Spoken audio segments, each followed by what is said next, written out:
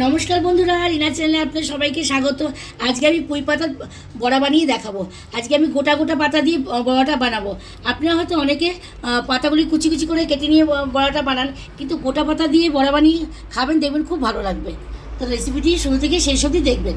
এবার আমি ব্যাটারটা বানিয়ে নিচ্ছি। প্রথমে বেসন দিলাম, এবার চালের গুঁড়োটা দেবো। চালের গুঁড়োটা দিলে মচমচেটা হবে। সামান্য হলুদ, এবার লঙ্কার গুঁড়ো দেবো।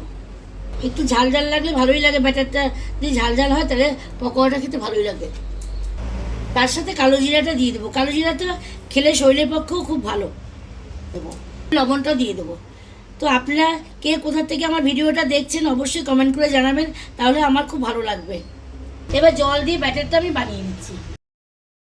বেশি পাতলাও হবে না, আর খুব ঘনও হবে না।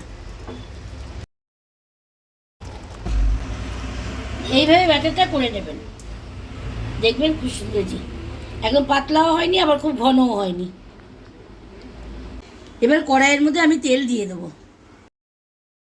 একটু বেশি করে তেলটা দেবো, তাহলে পাতাগুলো বেশ ডুবো তেলে হবে, ভালো লাগবে।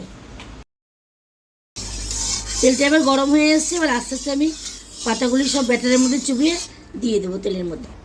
এবার পাতাগুলি আমি ব্যাটারের মধ্যে চুবিয়ে আস্তে আস্তে তেলের মধ্যে দিয়ে দেবো। এই যে এইভাবে দেবো, একবারে বেশি দেবো না, একবারে দুটো করে দেবো, নাহলে ওগুলো সব লেগে যাবে পাতার মধ্যে।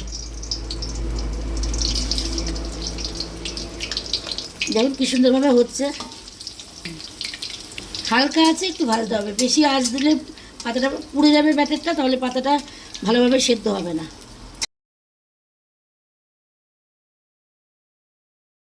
দেখুন বন্ধুরা কি সুন্দরভাবে হয়ে গেছে, একদম লাল লাল করে আমি ভেজে নিয়েছি, মচমচা হয়েছে। দেখুন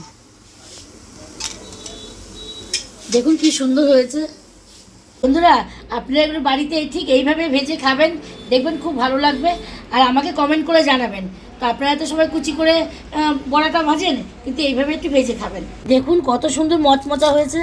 এই দেখুন কি সুন্দর হয়ে গেছে। আর ভিডিওটি ভালো লাগলে অবশ্যই আমার চ্যানেলটিকে সাবস্ক্রাইব করে দেবেন।